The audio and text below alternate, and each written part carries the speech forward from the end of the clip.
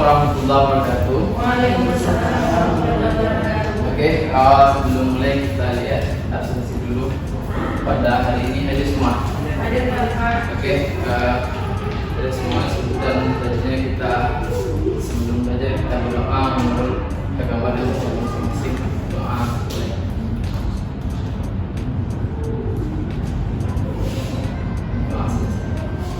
Oke,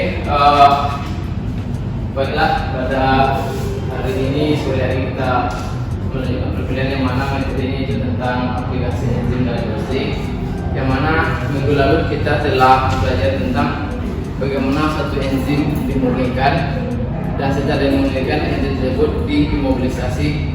Nah, secara evaluasi enzim sudah murni dan telah dimurnikan dan dimobilisasi. Sekarang enzim tersebut bagaimana dimanfaatkan di dalam kehidupan sehari-hari, biasanya digunakan untuk perindustrian. Nah, sekarang ini kita lihat aplikasi dan penggunaan enzim tersebut di dalam kehidupan dalam industri biasanya. Nah, sebelumnya kita lihat dulu gambar.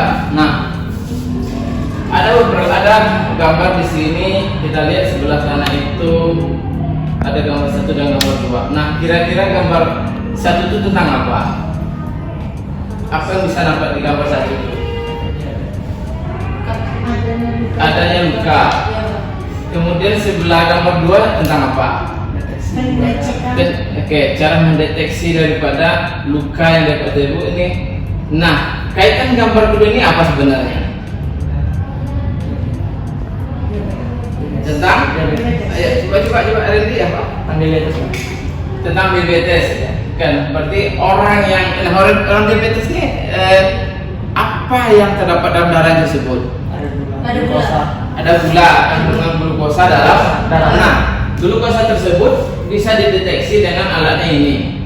Nah, sebenarnya bisa kita cek apa sebenarnya yang ada di dalam elektroda ini sehingga bisa mendeteksi glukosa yang ada dalam darah tersebut. Apa sebenarnya yang ada dalam tersebut? Ya, coba. Apa sebenarnya? Dia coba bilang apa yang sebenarnya ada dalam itu sehingga bisa dia mendeteksi, oh kadar gulanya dalam darah sekian, oh sekarang sekian, ada ini buat 100 mg per dl. Apa sebenarnya ada? Dia berkaitan dengan sensor glukosa dalam darahnya. Cuman pertanyaannya, kalau kita aplikasikan dalam materi kita kan ada enzim yang ada dalamnya itu. Nah, enzim itulah yang berperan dalam menguraikan glukosa tadi itu menjadi asam gluginat beracun glucurinik dan menghasilkan peroksida. Nah, hasil dari peroksida tadi itulah yang bisa menghasilkan halusinasi karena terjadi reaksi redoks. Nah, itulah dia. Maka hasil redoks tadi itu dan alat ini didesain seperti potensial atau potensiometri mini sehingga dia bisa mendeteksi makin tinggi kadar glukosanya, makin tinggi juga kadar H2O2-nya, dan elektron yang dihasilkan bergeraknya pun juga akan tinggi. Maka makin tinggi konsentrasi daripada glukosanya, maka sinyalnya juga akan tinggi dihasilkan. Karena kandungan efeknya itu kandungan glukosanya itu akan menghasilkan asam glucurinat dan menghasilkan H2O2, dan H2O2 teroksidasi menghasilkan elektron. Nah, elektron itulah yang menghasilkan sinyal. Nah, itu salah satu. Nah, jadi untuk berdasarkan gambar ini, tujuan materi kita atau mata pelajaran kita pada sore ini yaitu pertama, kita mahasiswa dapat menjelaskan aplikasi enzim itu dalam industri non pangan. Yang kedua, mahasiswa dapat menjelaskan aplikasi enzim tersebut dalam industri pangan. Nah, kita masuk dulu dalam industri pangan.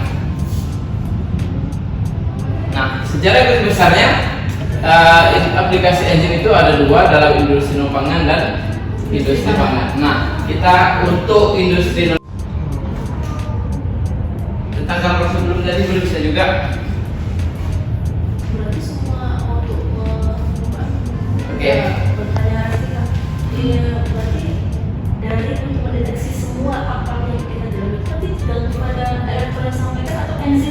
Oke, bagus sekali pertanyaannya.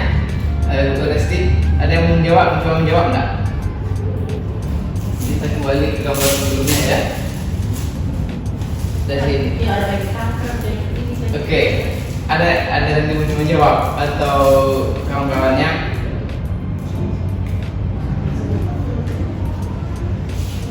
Bisa tahu kan? Oke, pertanyaannya bagus tuh, sangat bagus. Apakah dari semua tubuh kita? Nah, apa tentu sesuai. Menurut Andi gimana?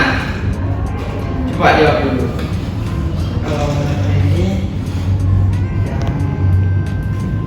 kenapa bisa ada itu mendeteksi ya, mendeteksi Apakah Dari semua penyakit kan ada penyakit gula, katanya penyakit kelebihan darah, katanya penyakit asam urat, kolesterol dan lain sebagainya? Itu berarti emang tergantung pada enzim atau elektron yang disampaikan dari enzim tadi, atau memang semuanya itu peran tadi?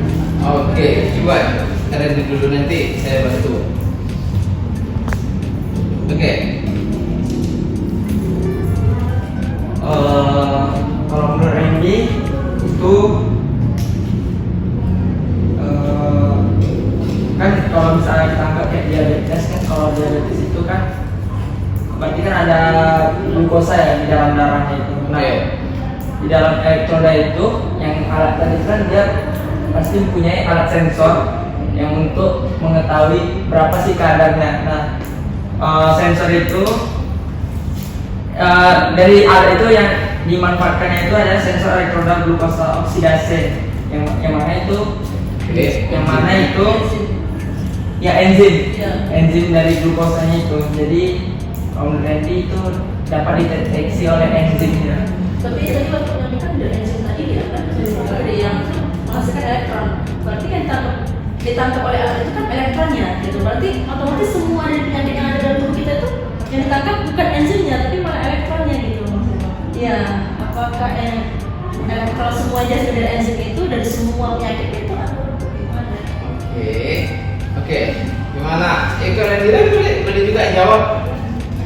Tapi udah bagus kok jawabannya, udah bagus. Iya. Bagus jawabannya. Terima kasih. Bagus. Ada mau tambahkan? Randy. Bagus tuh jawabannya tadi. Oke, berarti tentu beda enzimnya dengan Iya. kanker dan lain dan segala macamnya. Berarti bisa dijadikan semua penyakit itu tergantung enzimnya berarti ya? Ya. Perangkat atau Iya, bagian perangkat, mendeteksi iya. momen. Perangkat gitu. Iya. Berarti kan menyesuaikan dengan Dengan enzimnya. ya. Oke. Mau ada yang menambahkan? Cukup. Oke. Nah, jawabannya Bapak jelaskan. Penyakit yang berbeda menggunakan enzim yang berbeda. Contoh, kalau di sini kita menggunakan kan efek daripada glukosa. Kan glukosa ini efeknya sumbangnya itu kan ke diabetes yang banyak. Ya, penyebabnya ya itu dalam darah kita itu dalam insulinnya tidak berfungsi kan. Nah, sekarang ini dalam hal penggunaan aplikasi enzim ini dia hanya dimanfaatkan untuk mendeteksi glukosa dalam darah saja. Dia tidak boleh mendeteksi yang lain, dia khusus mendeteksi. Saya kenapa? Kadar glukosa yang tinggi.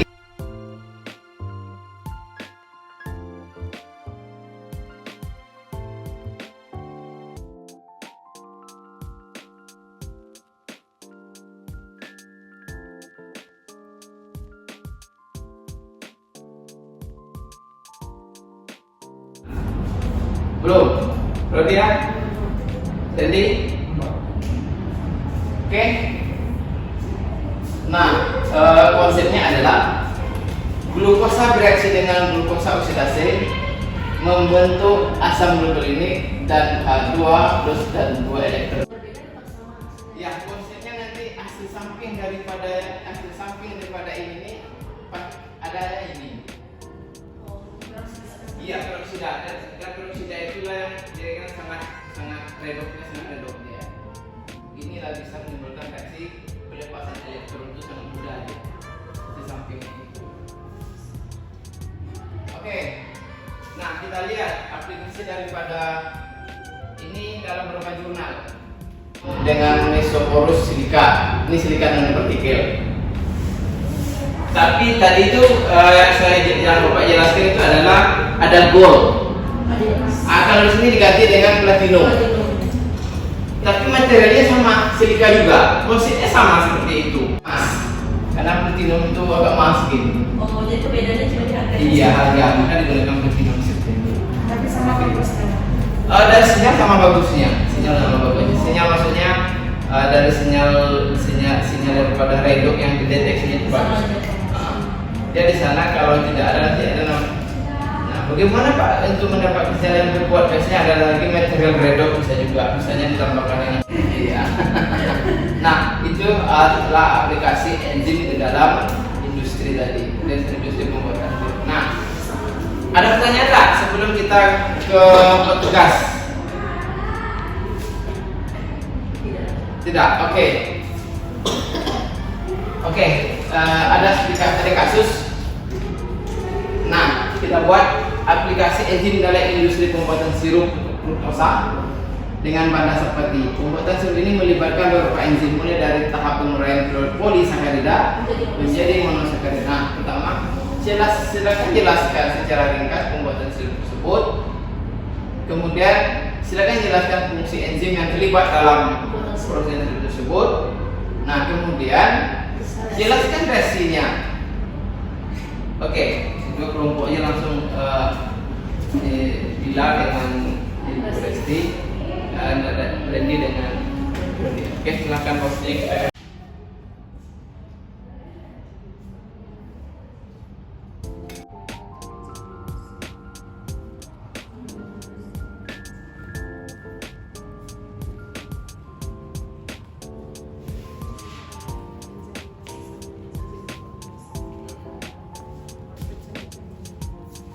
Masih dalam bentuk kompleks ya fruktosa ini. Nah, untuk membuat dia menjadi lebih sederhana lagi itu dilakukanlah teknik namanya sakarifikasi. Nah, sakarifikasi itu sendiri ialah proses pemecahan karbohidrat kompleks menjadi gula yang sederhana, yaitu glukosa. Nah, di mana dalam proses sakarifikasi ini dibantu oleh enzim. Nah, enzim yang digunakan ialah enzim glukoaminase.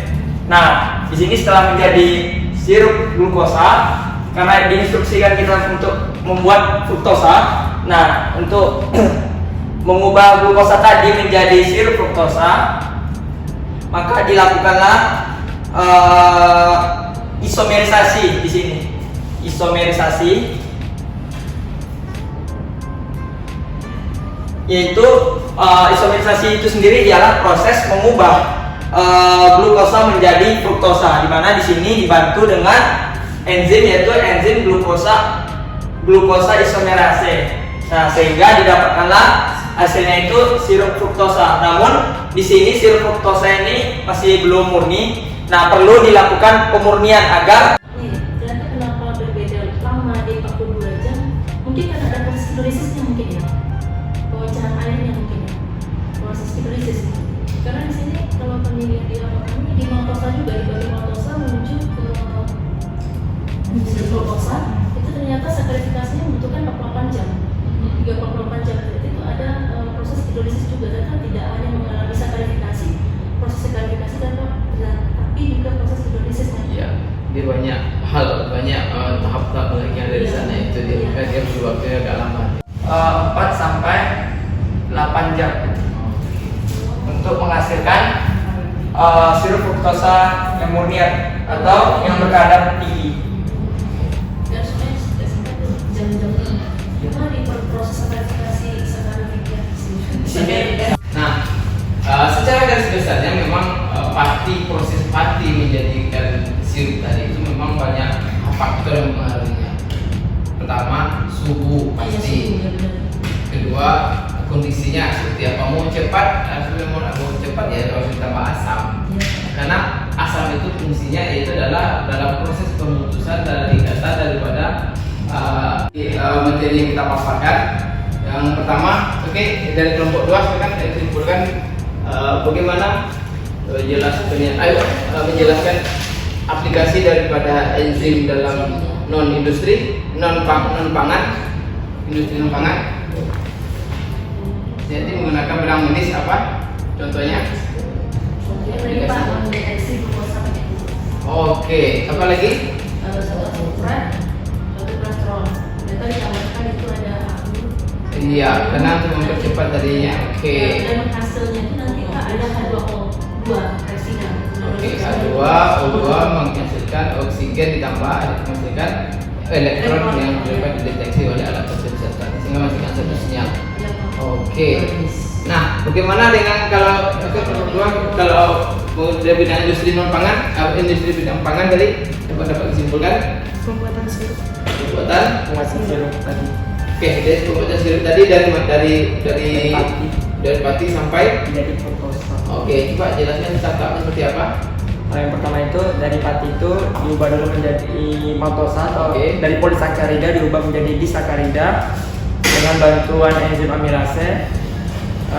Setelah menjadi maltosa itu kita ubah kembali menjadi glukosa Oke.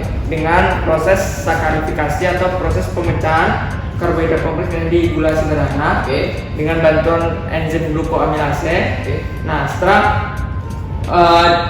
didapatkan sirup glukosa itu maka perlu dilakukan isomerisasi agar menjadi fruktosa. Di sini isomerisasi itu ialah proses mengubah glukosa menjadi fruktosa. Di sini dibantu oleh enzim glukosa isomerase.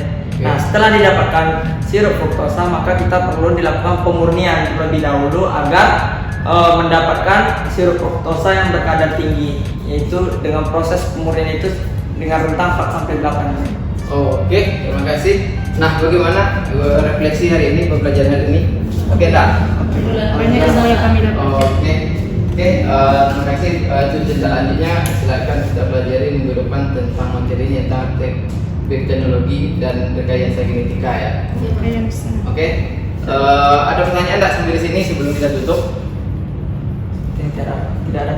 Oke, cukup sampai di sini dulu pertemuan kita pada sore hari ini. Lebih kurang mohon maaf. Akhir dengan assalamualaikum warahmatullahi wabarakatuh. Waalaikumsalam warahmatullahi wabarakatuh.